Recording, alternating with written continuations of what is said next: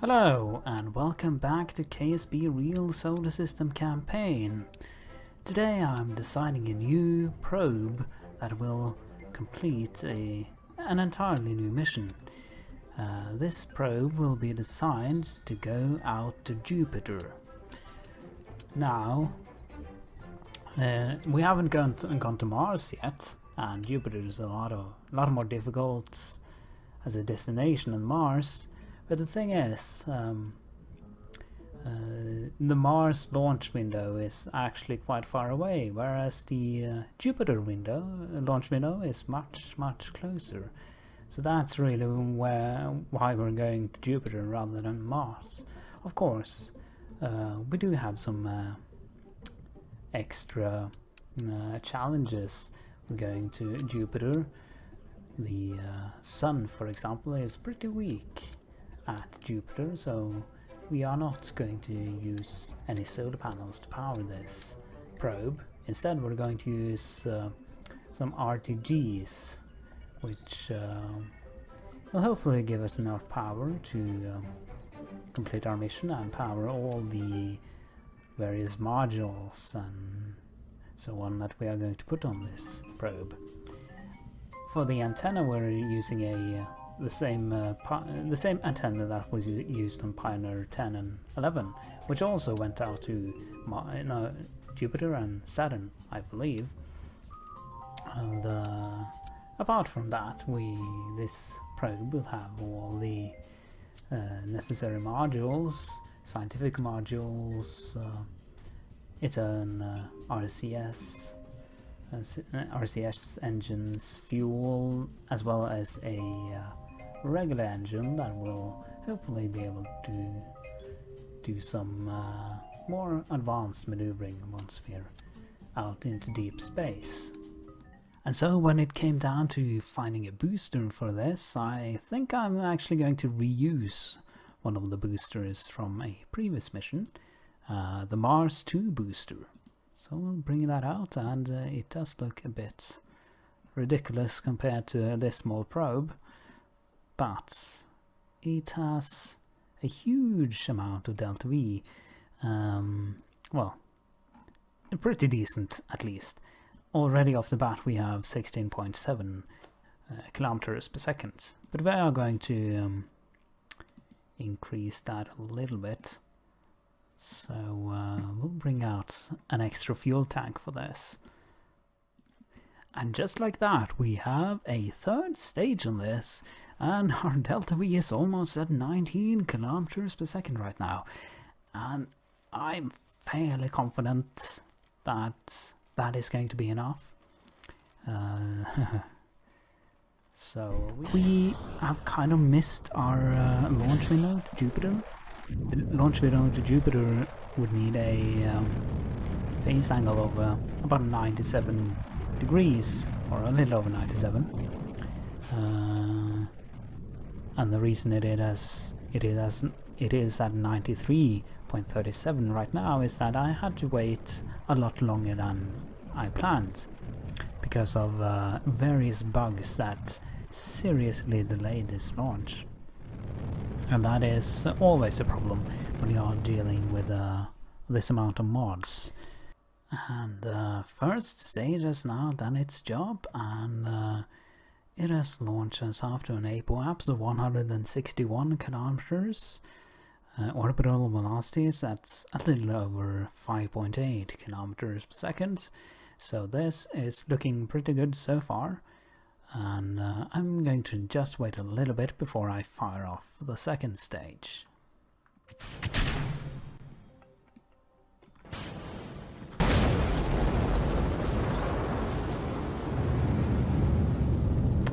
And we have second stage ignition.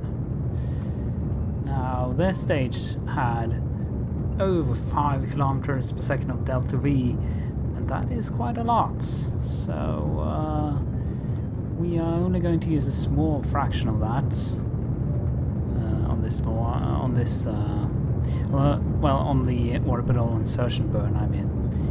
Most of the fuel in the tank is actually going to be used to launch us into interplanetary space and on a course towards Jupiter, But first, we are going to go for orbit.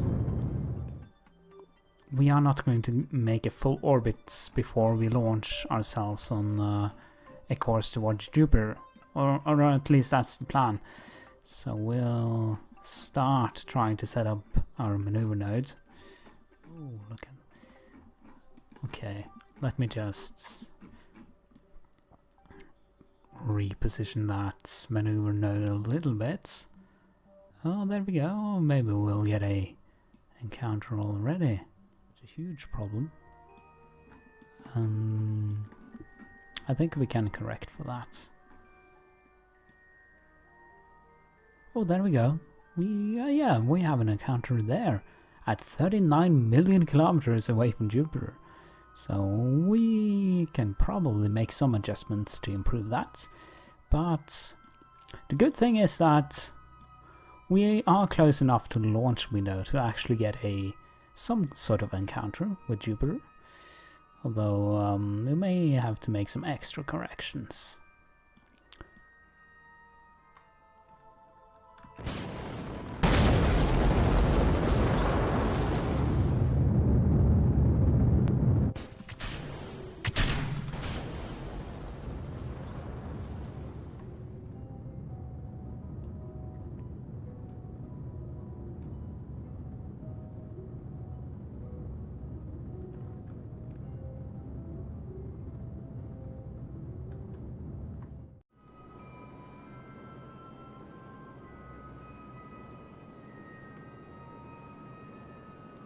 So we're getting ready for engine cutoff any minute now.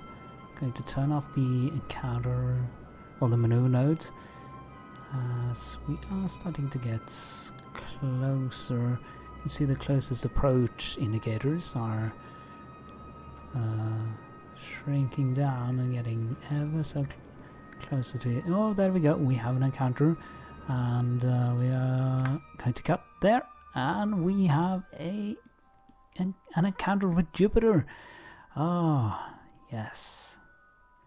Yes. Fantastic. That we will see if we can, what we can do with our mid-course corrections.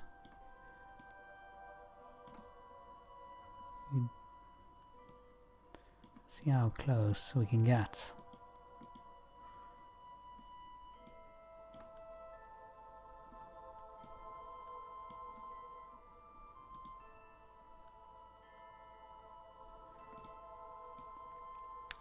We do have to use quite a bit of delta-V for this, but that is alright. We have everything, all the fuel we need, so no problem there.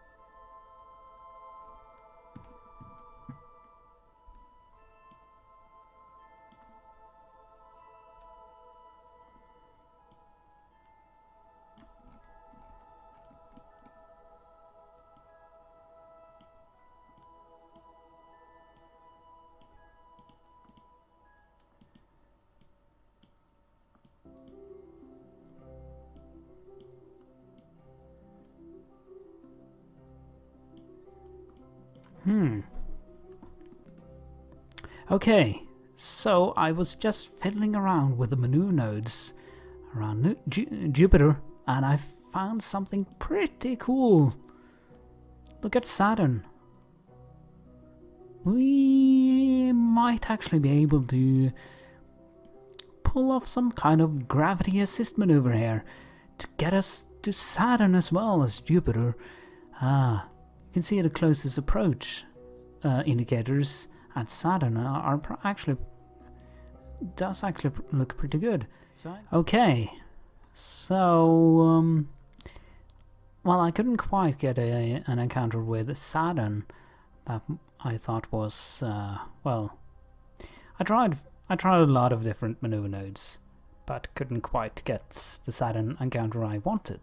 But then I looked at the position of Neptune, which is out here, and I noticed that maybe I could get a Neptune encounter instead with the correct gravity assist.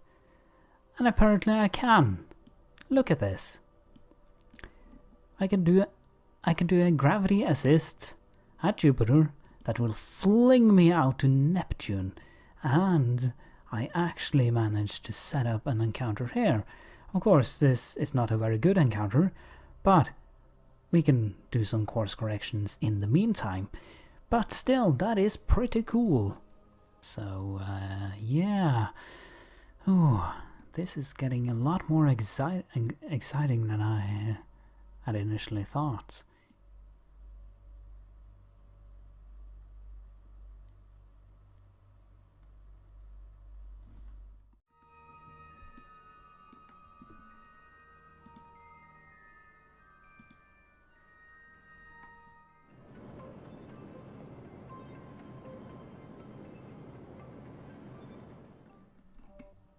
So, after a bit of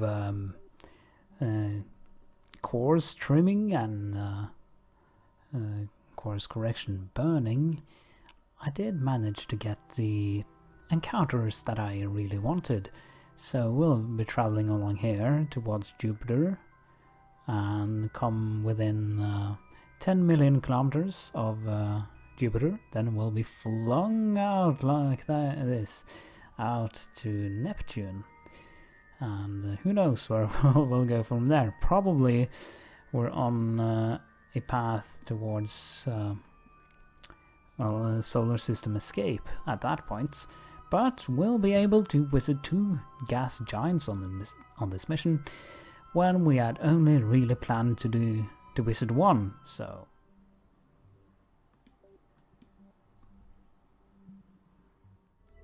as you can see, we're getting close to approaching Jupiter's sphere of influence right now. Well, actually, I want to have a look at some course corrections to see if we can get even closer, while still, of course, maintaining our Neptune approach or encounter. Maybe I could use my RCS for this. Just a tiny 6 meters per second burn. That might actually just start firing this direction, and I may as well close down the maneuver node. Yeah, this is pretty effective. So gotta use that RCS engine as much as I can, because there is actually quite a bit of fuel in that.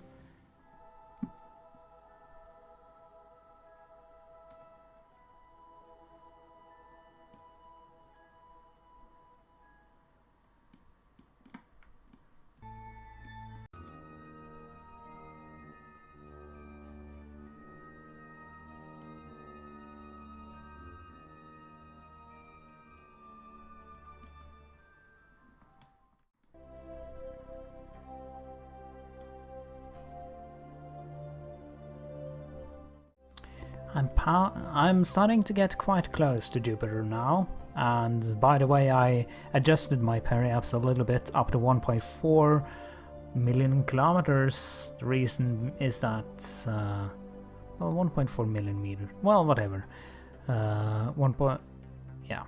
Anyway, I adjusted my periaps a little bit because I went ahead and looked up some of the real solar system stats on Jupiter's atmosphere, and my original periaps was a bit too close to the atmosphere.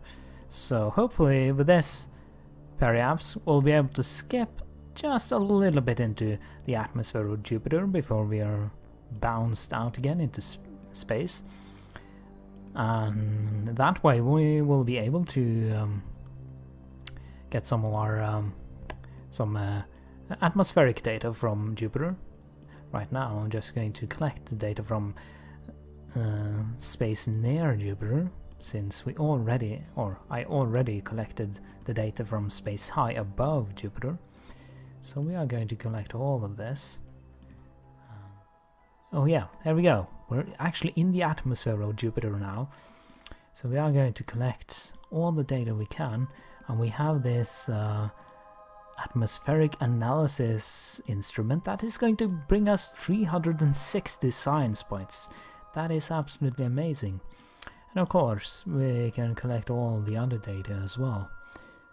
So this is going to bring in so much science, and then we're going to Neptune after this. The only thing I really wish I had been able to get was some science readings on the some of the Jovian moons, but our trajectory did not allow us to visit any of Jupiter's moons, unfortunately. I probably could have, but then that would have thrown me off course, and I would not have been able to visit Neptune.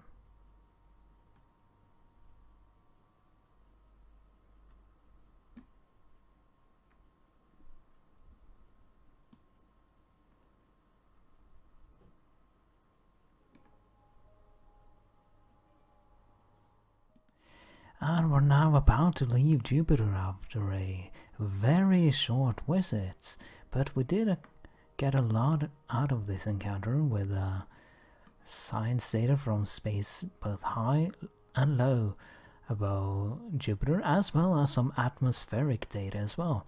So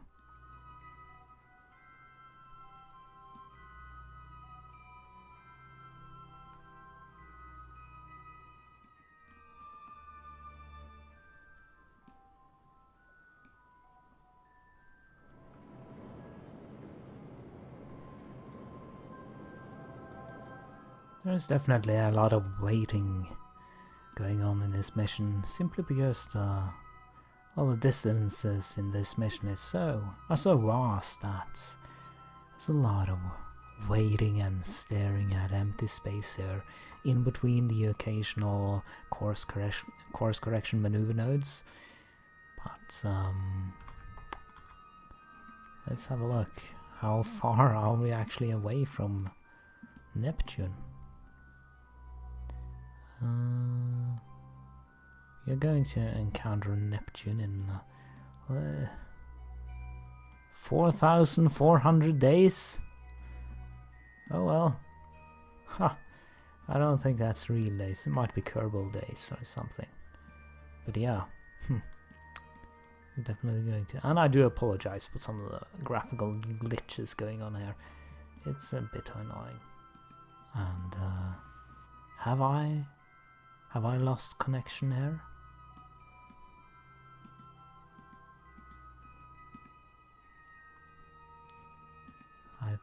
Well, I can still control the spacecraft. It's just that. Let's see. Can I no. Oh. Yeah. I guess the antenna does not have the range, unfortunately. Yeah, so our antenna was not built to go to Neptune, it was built to go to Jupiter, because I chose the Pioneer 10/11 antenna, and that is clearly not sufficient to transmit signals back from Neptune, even though I can still control my spacecraft, so I don't know what's going on there. It's just, I guess I have a local control, but nothing else. So that is definitely a shame. And we are just gonna have to watch the Neptune flyby without being able to transmit any data, unfortunately. But this is a pretty good proof of concept though. And the next time we'll launch our interplanetary mission, at least out this far, we are going to launch with a more powerful antenna, definitely.